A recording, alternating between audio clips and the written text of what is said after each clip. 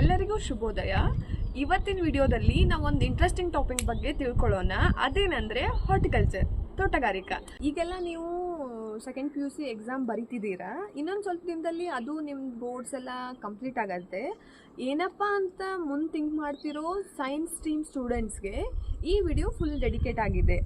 ಇನ್ನೇನು 70% ಜನ students almost engineering ಹೋಗ್ತಾರೆ. ಇನ್ನೂ 20% ಸ್ಟೂಡೆಂಟ್ಸು ಮೆಡಿಕಲ್ಲೇ ಚೂಸ್ ಮಾಡ್ತಾರೆ. ಇನ್ನೂ 10% ಉಳಿದಿರೋರಲ್ಲಿ 2% ಪ್ಯೂರ್ ಸೈನ್ಸಿಗೆ ಹೋಗಿ ಇನ್ನೊಂದು ಸ್ವಲ್ಪ 8% ಏನು ಜನ ಇರ್ತಾರಲ್ಲ, ಅವ್ರು ಇನ್ನೂ ಏನು ಬೆಸ್ಟಾಗಿ ಸಿಗುತ್ತೆ ಅಂತ ಹುಡ್ಕೊತಾನೆ ಇರ್ತಿರ್ತಾರೆ.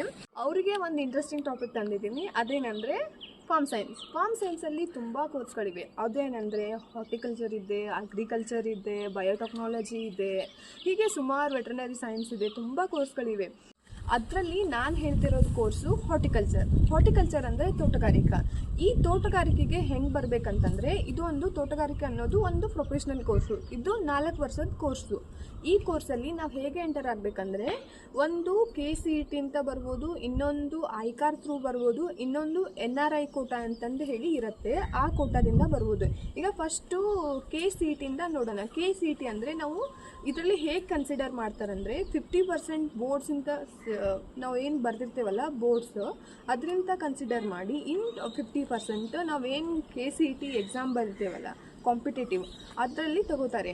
ಅದರಲ್ಲಿನೂ ನಾವು ಇನ್ನೂ ಅಗ್ರಿ ಕೋಟಾ ಇದ್ದವ್ರಿಗೆ ಮತ್ತು ಅಗ್ರಿ ಪ್ರಾಕ್ಟಿಕಲ್ ಎಕ್ಸಾಮ್ ಅಂತಲೇ ಮಾಡ್ತಾರೆ. ಆ ಅಗ್ರಿ ಪ್ರಾಕ್ಟಿಕಲ್ ಹೇಗಿರುತ್ತೆ ಅಂದರೆ 200 ಮಾರ್ಕ್ಸ್ ಇರುತ್ತೆ. 200 ಮಾರ್ಕ್ಸ್ ಇದ್ದರೆ 50 ಕ್ವಶನ್ಸ್ ಇರುತ್ತೆ. ಒಂದು ಕ್ವಶನಿಗೆ 4 ಮಾರ್ಕ್ಸ್ ಇರುತ್ತೆ. ಹೀಗೆ 200 ಮಾರ್ಕ್ಸಿಂದ ಇರುತ್ತೆ. ಆಮೇಲೆ ಐಕಾರ್ ಎಕ್ಸಾಮ್ ಹೇಗಿರುತ್ತೆ ಅಂದರೆ, ಐಕಾರ್ ಎಕ್ಸಾಮ್ ಸೇಮ್ ನೀಟ್ ಹೇಗಿರುತ್ತಲ್ಲ ಹಾಗೆ ಇರುತ್ತೆ. ಇದು ಆಲ್ ಇಂಡಿಯಾ ಲೆವೆಲ್ ಎಕ್ಸಾಮ್ ಆಗಿರುತ್ತೆ. ಇದನ್ನ ಯಾರು ಕಂಡಕ್ಟ್ ಮಾಡೋದಂದರೆ, ಸೇಮ್ ನೀಟ್ ಅವರೇ ಕಂಡಕ್ಟ್ ಮಾಡ್ತಾರಲ್ಲ, NTA ಕಂಡಕ್ಟ್ ಮಾಡ್ತಾರೆ. ಇದು ಹೇಗಿರುತ್ತೆ ಅಂದರೆ, ಇದರಲ್ಲಿ ನಾವು 3 ಸಬ್ಜೆಕ್ಟ್ನ ಚೂಸ್ ಮಾಡ್ಕೋಬೇಕು.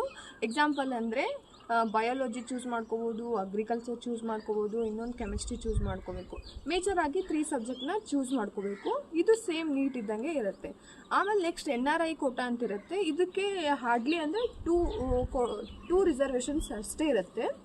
ಆಮೇಲೆ ನೆಕ್ಸ್ಟು ಈ ನಮ್ಮ ಕರ್ನಾಟಕದಲ್ಲಿ ಎಷ್ಟು ಕಾಲೇಜ್ ಇದ್ದಾವೆ ಅಂತಂದರೆ, ಹಾರ್ಟಿಕಲ್ಚರ್ದು ಟೋಟಲಾಗಿ 12 ಕಾಲೇಜ್ ಇದ್ದಾವೆ. ಅದು 2 ಯೂನಿವರ್ಸಿಟಿ ಇದ್ದಾವೆ. ಒಂದು ಬಾಗಲಕೋಟೆ ಯೂನಿವರ್ಸಿಟಿ ಇದೆ, ಇನ್ನೊಂದು ಶಿವಮೊಗ್ಗ ಯೂನಿವರ್ಸಿಟಿ ಇದೆ. ಬಾಗಲಕೋಟೆ ಯೂನಿವರ್ಸಿಟಿಯಲ್ಲಿ ಫಸ್ಟ್ ಬರೋದು Bagalkote college, next Sirsi college, Mysuru college, Bengaluru college, Koppal Munirabad college, Iruvakki college ಇದೆ, ಮೂಡಿಗೆರೆ ಕಾಲೇಜ್ ಇದೆ, ಅಲ್ಮೇಲ್ ಕಾಲೇಜ್ ಇದೆ. ಹೀಗೆ ತುಂಬ ಇನ್ನೂ ಕಾಲೇಜಸ್ ಇದೆ. ಈ ಸ್ಟ್ರಕ್ಚರ್ ಕೋರ್ಸ್ ಹೇಗಿರುತ್ತೆ ಅಂದರೆ, ಈ ಕೋರ್ಸು 4 ವರ್ಷದ್ದು. ಈ 4 ವರ್ಷದಲ್ಲಿ ನಾವು ಏನೇನು ಮಾಡ್ತೀವಿ ಅಂದರೆ, ಫಸ್ಟ್ ವರ್ಷದಿಂದ 3ನೇ ವರ್ಷದ ಮಟ್ಟನೂ ನಾವೇನು ಮಾಡ್ತೀವಿ ಅಂದರೆ, ಪ್ರಾಕ್ಟಿಕಲ್ಸ್ ಇರುತ್ತೆ, ಕ್ಲಾಸ್ ಅವರ್ಸ್ ಇರುತ್ತೆ, ಆಮೇಲೆ ಎಕ್ಸಾಮ್ಸ್ ಇರುತ್ತೆ. ಆಮೇಲೆ ಕಂಪ್ಲೀಟಾಗಿ 4ನೇ ವರ್ಷ ನಮ್ಗೆ ಯಾವುದೇ ಎಕ್ಸಾಮ್ಸ್ ಇರಲ್ಲ. ಇದು ಕಂಪ್ಲೀಟಾಗಲಿ ನಾವು ಪ್ರಾಕ್ಟಿಕಲ್ಲೇ ಇರುತ್ತೆ. ಪ್ರಾಕ್ಟಿಕಲ್ ಬೇಸ್ಡ್ ಕೋರ್ಸ್ ಆಗಿರುತ್ತೆ. ಇದು 4 ವರ್ಷದ್ದು. 4 ವರ್ಷದಲ್ಲಿ ಮೊದಲನೇ 6 ತಿಂಗಳು ನಾವು ELH ಅಂತ ಹೇಳಿ ಕಲಿತೀವಿ, ಎಕ್ಸ್ಪೆರಿಮೆಂಟಲ್ ಲರ್ನಿಂಗ್ ಪ್ರೋಗ್ರಾಮ್ ಅಂತ ಹೇಳಿ. ಈ ಕೋರ್ಸಲ್ಲಿ ನಾವು ಪ್ರಾಕ್ಟಿಕಲಿನ ಫುಲ್ ಇನ್ವಾಲ್ವ್ ಆಗಿ ಮಾರ್ಕೆಟಿಂಗ್ ಅಂತ ಹೇಳಿ ಇರುತ್ತೆ, ಮತ್ತು ವ್ಯಾಲ್ಯೂ ಅಡಿಷನ್ ಮಾಡೋದಿರುತ್ತೆ. ನಾವು ನೆಕ್ಸ್ಟ್ ಇನ್ನೊಂದು 1 ಮಂತ್ ಏನಿರುತ್ತೆ ಅಂತಂದರೆ ಆಲ್ ಇಂಡಿಯಾ ಟೂರ್ ಇರುತ್ತೆ. ಆಮೇಲೆ ಇನ್ನೂ 3 ಮಂತ್ಸ್ ಏನಿರುತ್ತೆ ಅಂತಂದರೆ ರಾವೆ ಪ್ರೋಗ್ರಾಮ್ ಅಂತ ಇರುತ್ತೆ. ಈ ಪ್ರೋಗ್ರಾಮಲ್ಲಿ ನಾವು ಒಂದು ಹಳ್ಳಿಗೆ ಹೋಗಿ ಫಾರ್ಮರ್ಸ್ ಜೊತೆ ಇಂಟರ್ಯಾಕ್ಷನ್ ಮಾಡಿ, ಅವ್ರ ರಿಯಲ್ ಪ್ರಾಬ್ಲಮ್ಸ್ ಏನಿದ್ದಾವೆ ಮತ್ತು ನಾವು ಏನು ಕಲ್ತಿರ್ತೇವಲ್ಲ ಈ 3 ವರ್ಷದಲ್ಲಿ, ಅದನ್ನು ಅವ್ರ ಜೊತೆ ಅಂತ ತಿಳ್ಕೊಂಡು, ಅವ್ರು ಏನು ಫಾರ್ಮರ್ಸ್ ತಿಳ್ಕೊಂಡಿರ್ತಾರೆ ಅದನ್ನ ನಮ್ಗೆ ಕಲಿಸಿ, ನೆಕ್ಸ್ಟ್ ರಾವೆ ಮುಗಿಯುತ್ತೆ. ಆಮೇಲೆ ನಮಗೆ PPT ಇರುತ್ತೆ, ಪ್ರೆಸೆಂಟೇಷನ್ಸ್ ಇರುತ್ತೆ, ವೈವಾ ಇರುತ್ತೆ. ಈ ವೈವಾ ಮುಗಿದ್ಮೇಲೆ ನಮ್ಮದು ಕೋರ್ಸ್ ಕಂಪ್ಲೀಟಾಗಿ ಮುಗಿಯುತ್ತೆ.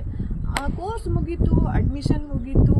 ಮತ್ತೇನಪ್ಪ ಅಂದರೆ, ಈ ಕೋರ್ಸ್ ಮಾಡಿ ನಮಗೇನು ಲಾಭ ಅಂತಂದರೆ, ಸ್ಕೋಪ್ ಫಸ್ಟು ನಾವು ಸೆಲ್ಫ್ ಆಂಟ್ರಪ್ರನರ್ಸ್ ಆಗ್ಬೋದು. ಸೆಲ್ಫ್ ಆಂಟ್ರಪ್ರನರ್ಸ್ ಅಂತಂದರೆ, ಈ ಕೋರ್ಸಿಂದ ನಮಗೆ ಒಂದು ಲೈಸೆನ್ಸ್ ಸಿಗುತ್ತೆ.